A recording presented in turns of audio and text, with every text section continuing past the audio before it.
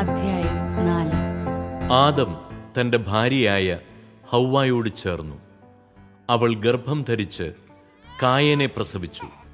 അവൾ പറഞ്ഞു, കർത്താവ് കടാക്ഷിച്ച് എനിക്ക് പുത്രനെ ലഭിച്ചിരിക്കുന്നു. പിന്നീട് അവൾ കായേന്റെ സഹോദരൻ ആബേലിനെ പ്രസവിച്ചു. ആബേൽ ആട്ടിടയനും കായേൻ കൃഷിക്കാരനുമായിരുന്നു.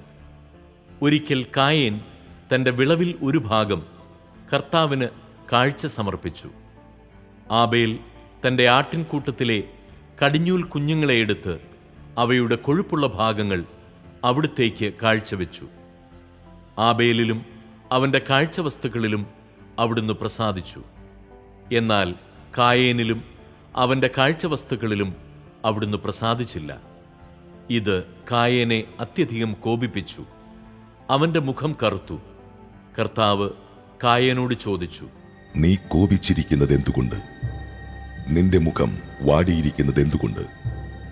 ഉചിതമായി പ്രവർത്തിച്ചാൽ നീയും സ്വീകാര്യനാവുകയില്ലേ? നല്ലത് ചെയ്യുന്നില്ലെങ്കിൽ പാപം വാതിൽക്കൽ തന്നെ പതിയിരിപ്പുണ്ടെന്ന് ഓർക്കണം. അത് നിന്നിൽ താൽപര്യം വച്ചിരിക്കുന്നു. നീ അതിനെ കീഴടക്കണം. ഒരു ദിവസം കായേൻ തന്റെ സഹോദരൻ ആബേലിനോട് പറഞ്ഞു, നമുക്ക് വയലിലേക്ക് പോകാം. അവർ വയലിലായിരിക്കെ കായേൻ ആബേലിനോട് കയർത്ത് അവനെ കൊന്നു. കർത്താവ് കായേനോട് ചോദിച്ചു, നിന്റെ സഹോദരൻ ആബേൽ എവിടെ? അവൻ പറഞ്ഞു, എനിക്കറിഞ്ഞുകൂടാ. സഹോദരന്റെ കാവൽക്കാരനാണോ ഞാൻ?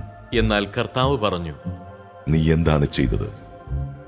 നിന്റെ സഹോദരന്റെ രക്തം മണ്ണിൽ നിന്ന് എന്നെ വിളിച്ചു കരയുന്നു.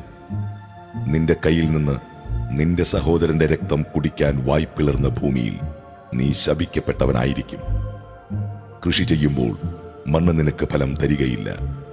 നീ ഭൂമിയിൽ അലഞ്ഞു തിരിയുന്നവനായിരിക്കും. കായേൻ കർത്താവിനോട് പറഞ്ഞു, എനിക്ക് വഹിക്കാവുന്നതിലും വലുതാണ് ഈ ശിക്ഷ. ഇന്ന് അവിടുന്ന് എന്നെ ഈ സ്ഥലത്ത് നിന്ന് ആട്ടിപ്പായിച്ചിരിക്കുന്നു. അവിടുത്തെ സന്നിധിയിൽ നിന്ന് ഞാൻ ഒളിച്ചു നടക്കണം. ഞാൻ ഭൂമിയിൽ ഉഴലുന്നവനായിരിക്കും. കാണുന്നവരെല്ലാം എന്നെ കൊല്ലാൻ നോക്കും.